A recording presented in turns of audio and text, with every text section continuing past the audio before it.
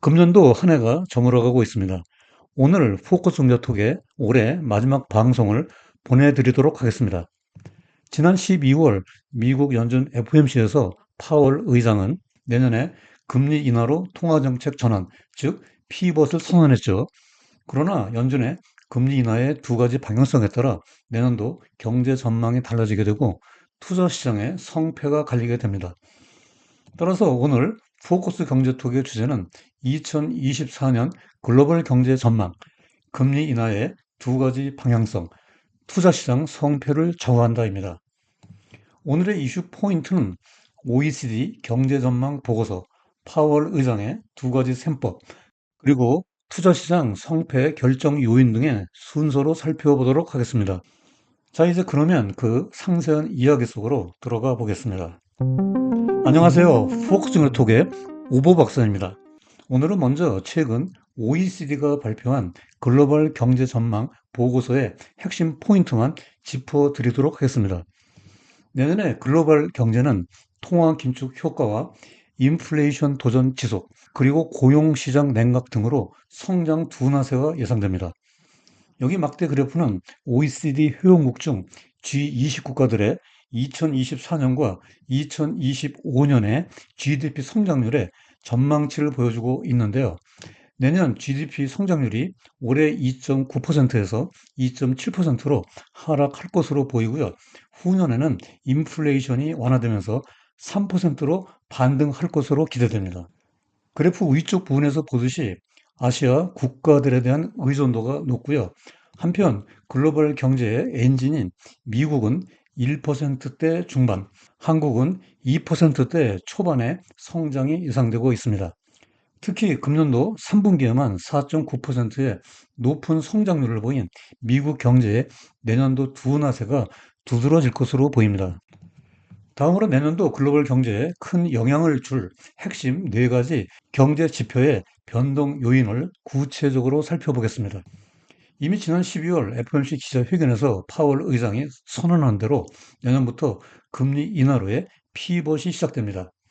유럽 중앙은행 ECB도 마찬가지고요. 그러나 여기 녹색의 일본은 예외적으로 제로 금리 정책에서 플러스 금리 인상으로 전환될 것으로 예상되고 있습니다. 다음으로 에너지와 식품에 큰 충격이 없다면 인플레이션은 2025년까지 각국 중앙은행의 목표치인 2%에 근접할 것으로 기대되고 있습니다. 하지만 각국의 정부 부채가 눈덩이처럼 불어나 재정 적자가 지속 불가능한 수준까지 증가할 것으로 우려됩니다. 마지막으로 탈세계화 추세에 따라 세계 교역량의 성장세가 약화되어 글로벌 경제 전망에 부정적 요소로 작용할 것으로 보입니다. 미국 경제는 글로벌 경제의 엔진이고 또 월스트리트는 국제금융 시장의 심장이라고 하잖아요. 여기 이 표는 필라델피아 연방은행이 발표한 2024년 미국 거시 경제 전망의 요약입니다. 주요 항목을 구체적으로 살펴보면 내년도 실질 GDP 성장률이 금년 2.6%에서 1.3%로 둔화될 것으로 예상됩니다. 성장률이 반토막으로 하락하는 것이죠. 또한 지금까지 기대 이상으로 뜨거웠던 고용시장의 냉각이 두드러질 것으로 예상되고 있는데요. 비농업 신규 채용이 내년 4분기에 9만 1,000명으로 줄어들고 실업률은 4.2%로 상승할 것으로 추정되고 있습니다. 또한 에너지와 식품을 제외한 근원 PCE 물가 지수가 2.4%로 하락하여 연준의 인플레이션 목표치인 2%에 근접할 것으로 기대됩니다. 정리하면 고용시장 냉각과 인플레이션 둔화는 연준의 긴축 정책이 마지막 단계에 다가가고 있다는 확신을 더해주고 있지만 이와 동시에 경기 침체 가능성도 완전히 배제할 수는 없습니다. 이전 영상에서 살펴봤듯이 12월 FOMC 점도표의 중앙값은 여기 녹색 선처럼 내년도 통화정책의 피벗의 개시와 세 번의 금리 인하를 예고하고 있습니다. 하지만 흰색 선에서 보듯이 선물 시장은 3월의 조기 피벗과 6번의 금리 인하에 베팅하고 있습니다. 점도표보다 앞서가고 있는 시장의 금리 예상 경로는 경기 침체 상황이 아니면 무리한 기대라고 할 수 있는데요. 그러면서 다수의 이코노미스트나 투자 전문가들은 경기 연착륙 또는 무착륙을 전망하고 있는데요. 이것은 뭔가 앞뒤가 맞지 않습니다. 이 부분에 대해서는 뒤에서 좀 더 자세히 살펴보도록 하죠. 참고로 한국의 기준금리는 일곱 번째 3.5%에서 동결되어 있습니다. 이에 따라 양국 간 기준금리 차는 2%로 벌어져 있는데요. 이는 역대 최고치입니다. 이상과 같이 금리 인하로의 피벗은 지난번 FOMC 기자회견에서 파월 의장이 선언한 것인데요. 이 자리에서 그는 두 가지 금리 인하 셈법에 대해서 언급했습니다. 먼저 하나는 보험성 금리 인하, 즉 인슈런스 레이트 컷입니다. 파월 의장은 경제 전망에서 내년 말 인플레이션 예상치가 2.4%로 목표보다 높지만 2%에 도달하기 전에 금리 인하를 시작하는 것이 가능하다. 이것은 긴축이 너무 지나치면 자칫 피벗의 시기를 놓칠 수 있기 때문이라고 설명했습니다. 즉, 보험처럼 안전하게 경제에 무리가 안 가도록 선제적으로 금리 인하를 할 수 있다는 셈법인 것입니다. 다른 하나는 침체성 금리 인하, 즉 리세션 레이트 컷입니다. 파월 의장은 현재 데이터상으로 불황에 빠졌다고 생각되는 근거가 거의 없으나 내년에 경기 침체가 발생할 가능성은 상존하고 있다. 경기 침체나 그와 유사한 조짐이 보이면 즉시 금리 인하를 개시할 수 있다고 말했습니다. 즉, 경기가 나빠져 경기 침체에 빠지게 되면 방어적으로 즉시 금리를 인하하겠다는 셈법인 것입니다. 이런 두 가지 금리 인하의 셈법은 수단은 똑같지만 결과는 엄청나게 다른데요. 전자는 경기 연착륙으로 이어지지만 후자는 경기 침체로 귀결될 수 있기 때문입니다. 그러면 두 가지 금리나 셈법에 대한 역사적 사례를 살펴보겠습니다. 먼저 1980년대 말부터 현재까지 침체성 금리 인하는 네 번 있었는데요. 여기 그래프에서 노란색 막대처럼 기준금리가 인하된 후에 회색 막대의 경기 침체 구간에 진입했습니다.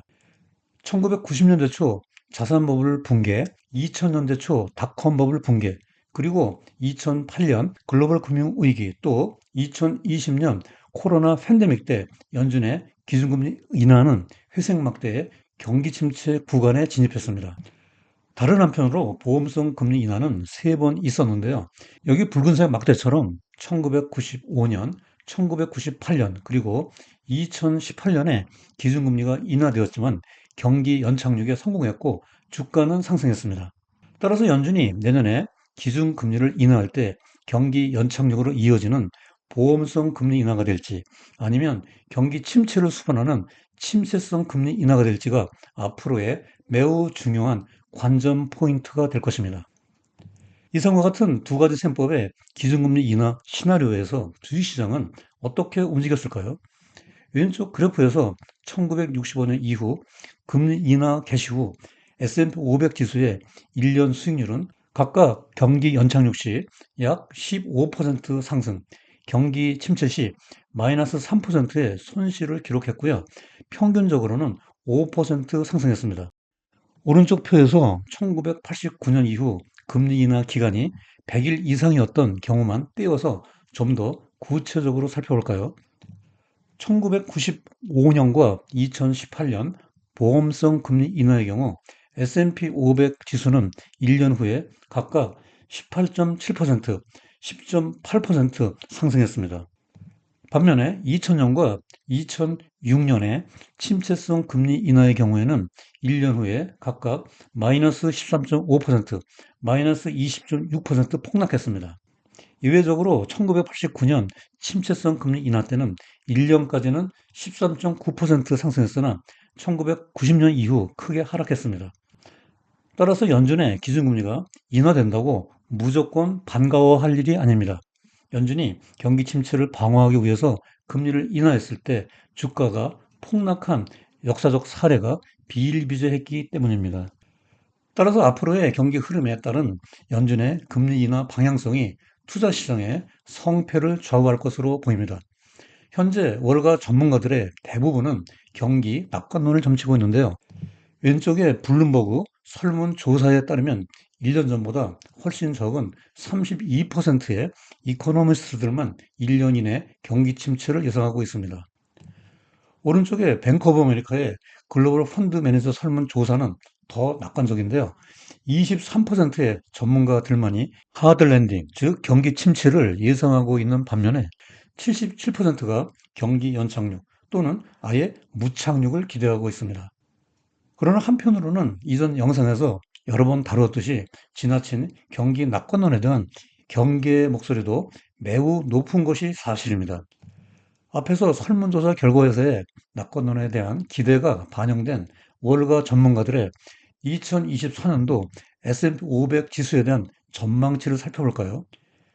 야단이 연구소의 5,400포인트가 가장 높고요. JP 모건의 4,200포인트가 가장 낮습니다. 평균적으로는 4,800포인트인데요. 이것은 금년 말 종가 기준 4,769포인트보다 약간 높은 강보합 수준입니다. 물론 주가지수 전망치가 틀리는 경우가 많지만 증시의 미래 방향성을 읽어볼 수 있다는 점에서 매우 유용합니다. 월가 전문가들의 경기에 대한 이러한 낙관에도 불구하고 오른쪽 막대에 JP 모건이나 모건 스탠리 같은 투자 명가의 전망치는 낮고 보수적인 편입니다. 따라서 경기 침체 가능성과 주가 하락에 대한 경계심을 늦추어서도 안 되겠습니다. 한편 이 지점에서 국내 경제로 눈을 돌려보겠습니다. 블룸버그의 컬럼니스트였던 윌리엄 페이색은 포브스의 기고문에서 한국 경제를 글로벌 경제의 풍향계에 비유했습니다. 한국 경제가 세계의 그 어느 나라보다도 개방적이고 수출 지향적이며 교역량 규모가 크기 때문에 글로벌 경제의 경기 흐름을 읽어내는데 최적의 조건을 갖추고 있다는 것이 그 이유입니다. 최근 들어 한국 경제에 온기가 돌고 있는데요.